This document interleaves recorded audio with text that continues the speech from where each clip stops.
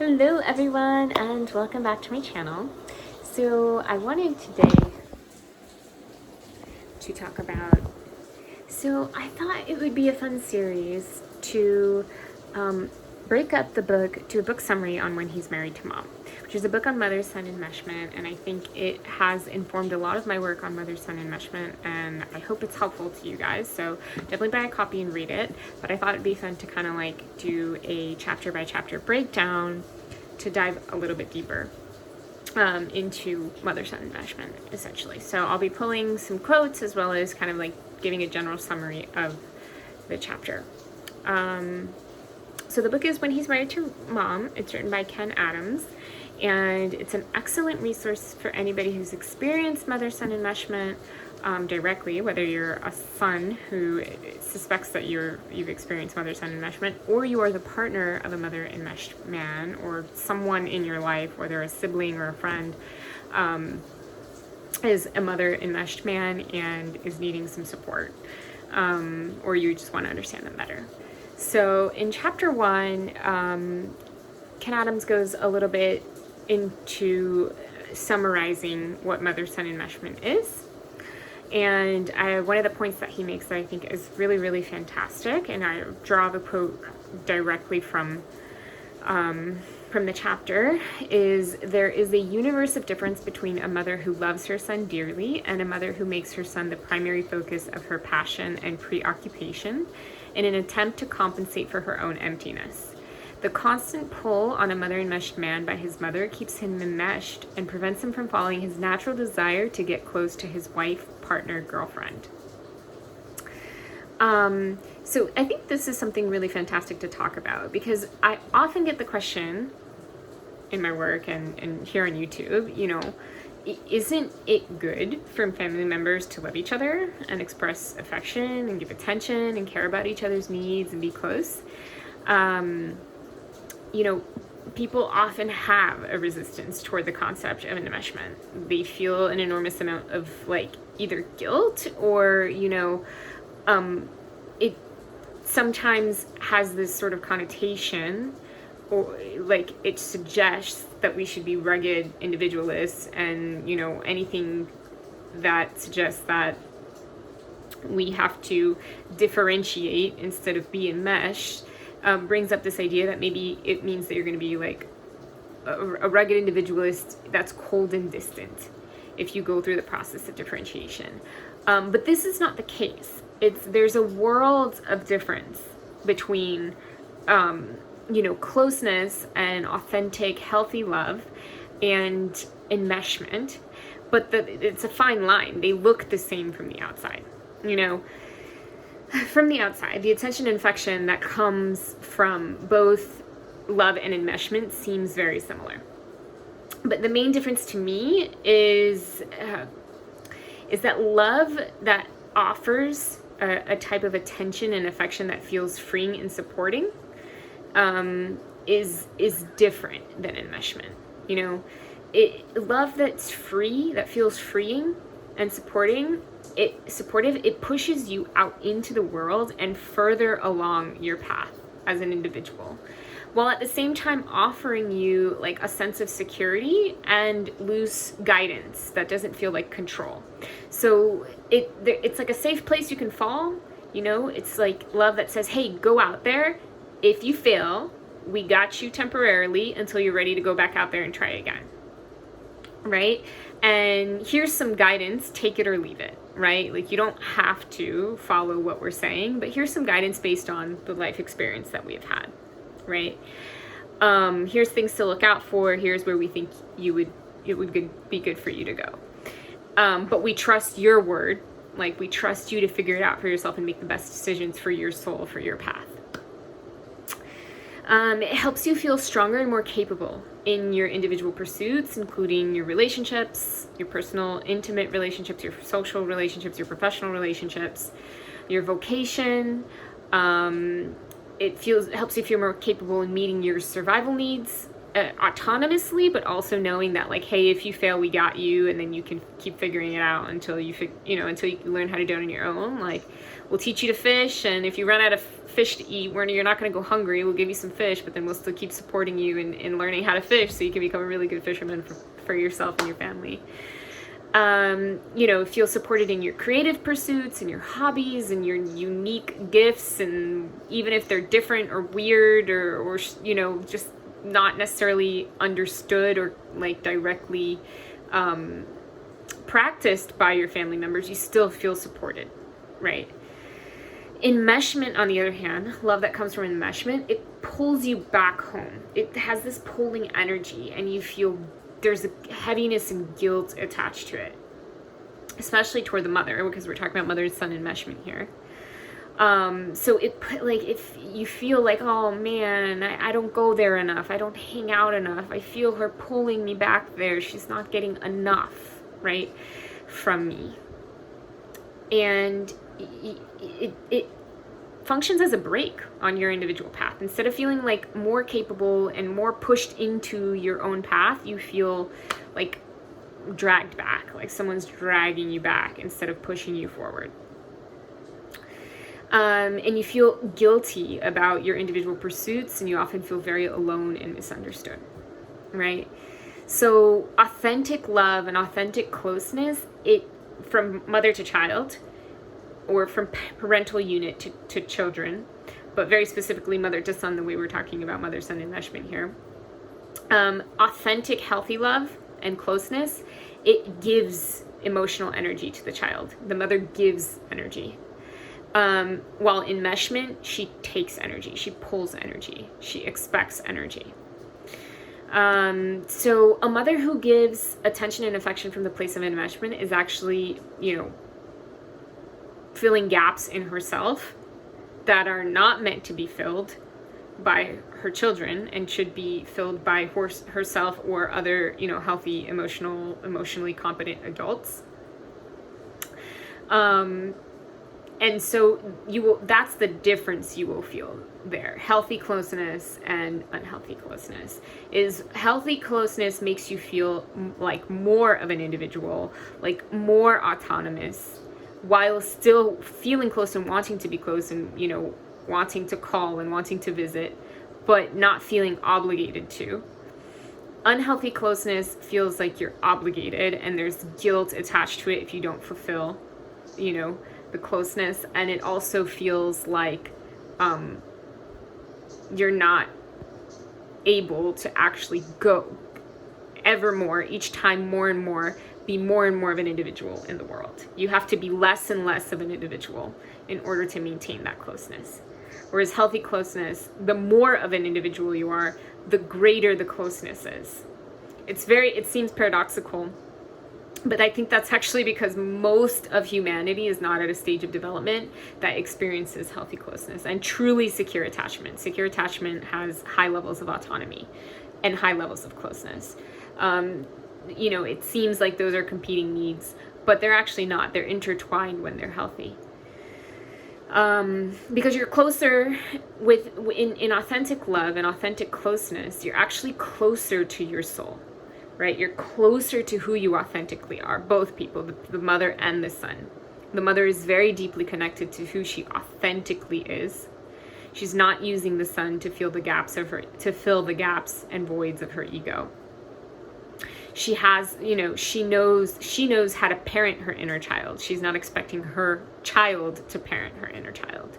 She knows how to have other healthy adults and other healthy pursuits that will fulfill her more egoic inner child needs, so that she's not expecting her child to do that. So she's closer to her authentic self. She's closer to her soul. She's closer to who she was meant to be in the world. And therefore, she can also connect to that in her son. And she can help him each time more and more get closer to his authentic self. So he feels like more of a self in the world while also feeling really close to her, because they're connecting from something authentic instead of filling each other's egoic needs. So ego, to me, it's like ego is, the pseudo self, the false sense of self, the inner child in some ways. And then we have this like higher self that holds us. which I would say is, I refer to as soul sometimes. I say soul and ego, or like big self and little self, or, adult self and inner child, whatever you want to call it. A healthy parent, like a healthy parent-child dynamic, the mother is in her adult as she is relating to the son. Her inner child is taken care of by herself and other adults. In an enmeshed dynamic, she's relating to the son from her inner child. So it's like child to child, which is, and then sometimes that means that the son has to put on this sort of like false sense of adulthood or false sense of parenthood in order to parent the mother's inner child. It's a reversal of roles. It's really unhealthy. And so then the son can never actually grow his big self, grow his soul, get closer to his soul, because he's there like meeting his mother's inner child needs instead of like getting fed energy in order to grow his soul. So to me, that's the difference between enmeshment and healthy closeness. And so the term enmeshment gets a bad rap sometimes, but it really doesn't need to, because it's actually trying to connect to the same thing that people who value closeness and connection and community do. It's the same idea. You're just trying to help people connect from a different place that is more authentic, that's more fulfilling, and that's more long lasting, because if you're connecting from this other place, it's going to be chaotic in the long term, because it's not, it's very much so based on temporary, fleeting needs, right? And it's not intrinsic. It's not something that's more like deeper, that's connected to a deeper place. So that is, to me, part from chapter 1 of Ken Adams' book. What's another quote he has here from chapter 1? I have so many quotes from chapter 1. I think I'll probably just do 2 or 3 for today. Quote 2, the father is important here. He is the bridge for the son out of the early mother-son bond into manhood. If his father and mother were emotionally connected, the enmeshment would be less likely to occur. So I think in our society, this happens a lot because we have so many emotionally absent fathers. We have a lot of physically absent fathers as well. I believe, what is the, single parent rate in the US alone?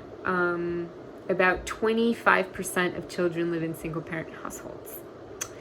So imagine 1 out of every 4, and you could imagine that those 25%, most of those people are single mothers, right? So I mean, 1 in 4 people are growing up without fathers.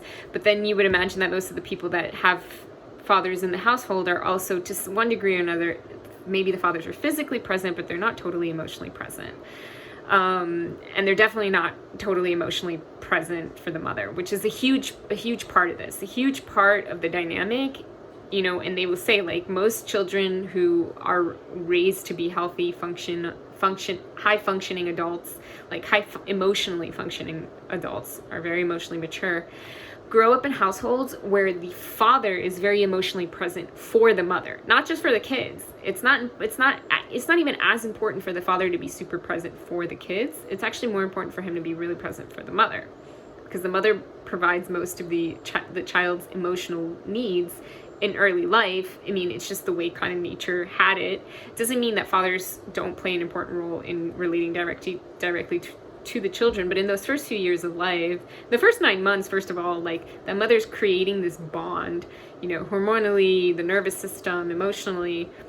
That baby is growing inside of her. That is an experience that the father will never have, and then the breastfeeding, and then the first few years of life is just a lot more attachment, emotional attachment to the mother. And the mother becomes very emotionally attached too. So babies are very emotionally needy for mothers in the first few years of their lives. So one of the most supportive things fathers can do is to be very emotionally supportive to the mother, so that then she can, by proxy, right, as like a bridge, give that emotional energy to the children. So when the father is not present, she has a void. There's a void, right? She becomes needy, and some women make up for this by like either finding a new partner or like developing a complex network of other adults to fulfill their emotional needs. But a lot of women won't. They're not. This is an unconscious process. We don't realize that this is happening, and so in many ways that you may not be connected to the fact that that's what's going on, right? And so that there's an emotional void, that there's an emotional cap, and like a lot of mothers are burnt out. They're not even doing this on purpose. They're just burnt out. You know, children are very emotionally needy, and when you don't have a lot of emotional support from the father figure, from other adults, you're going to, in one way or another, end up feeling emotionally drained and have an emotional void. And then, you know, probably unconsciously end up pulling from your children. It's just what happens. He continues this quote by saying, "The father and the mother must form a bond with each other that keeps the son at an age-appropriate distance from his mother and leads over time to a young man with a yearning in his heart, knowing at least in his intuition that he must go out into the world to satisfy it. Inevitably, when I see mother-son enmeshment, there is a distant or absent father. One common story goes like this. The father wants to escape from his wife and uses his son as a placating sacrifice. Take him and let me go." So again, then the son is enlisted to play a role he was never meant to play. And this is very, very, very sad. So he ends up playing the role of his mother's partner and his mother's emotional support. And it's, you know, that gets in the way of his development because he's giving energy in a place that he should be receiving energy. The next quote is, I refer to this as the psychic imprint of the mother figure. And Ken Adams talks about, you know, kind of like death or what if the mother figure is not physically present. So he says, even if a man's mother is deceased, the man's feelings of disloyalty to her might still be operating, preventing him from getting close to other women. Here's the heart of the mystery. The templates established by childhood relationships are an active overlay on adult relationships.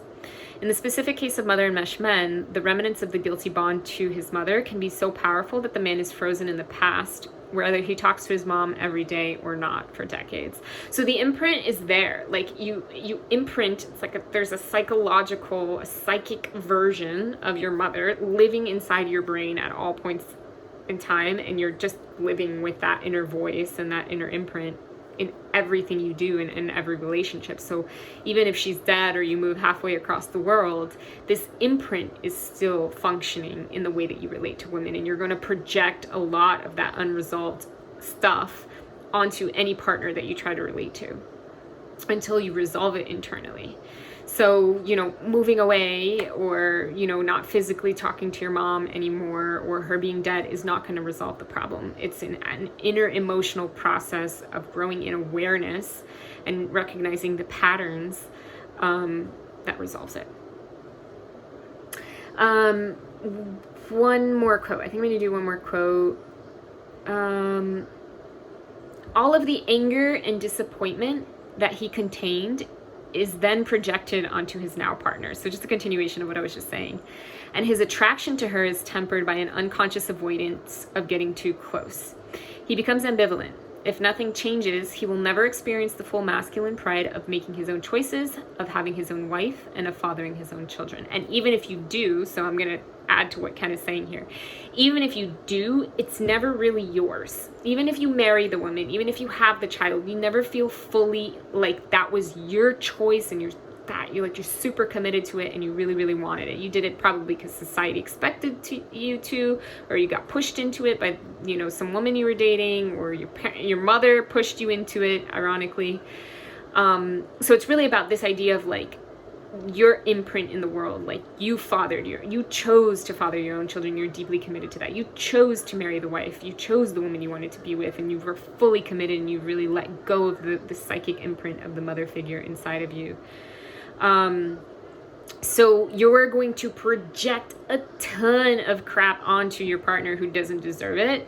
You're going to feel like she's trying to control you whenever she wants more from you. You're going to feel oppressed. You're going to feel like a prison, because all of those feelings are actually coming from your mother's unmet needs, the way your mother treated you growing up, because that wasn't the role your mom was supposed to play. Your mom was supposed to free you so that then you could feel free to truly commit to a woman and be an actual committed masculine partner. But now that unresolved imprint inside of your head, you're projecting that onto your spouse, who has valid adult partner needs, especially if she's going to be a mother to your children. She needs you emotionally. And anytime she asks you for something, or, you know, has some sort of valid demand, you're going to react to that, and you're going to resist control, and you're going to resist, you're going to rebel against it, because you're actually rebelling against the mother that you're projecting onto her. And that is super unfair to her. And it's super unfair to your children, because your children need you to support their mother emotionally so that they can get emotional support from her in a way that you didn't have. So you're just repeating the pattern by not being present and truly committing emotionally to your spouse, because you think unconsciously you think she's your mother, so you're rebelling against her, and you shouldn't rebel against her. You should rebel against your inner mother. By not fulfilling her emotionally, she's not fulfilling your children emotionally, and at some point she's going to pull that unconsciously from your children, and the cycle is going to repeat itself. Your children are going to end up feeling just like you feel right now. So you got to do the inner work to break that cycle, so that your children don't end up in the same, like, unresolved inner turmoil and mess that you are in. And you can resolve that. You absolutely can. It's a really, really long process, and we're going to talk a lot more about it here on the channel. But get a freaking therapist who understands about this stuff and can work through it with you. Okay, that's it for today, because I don't really have much more memory on my phone.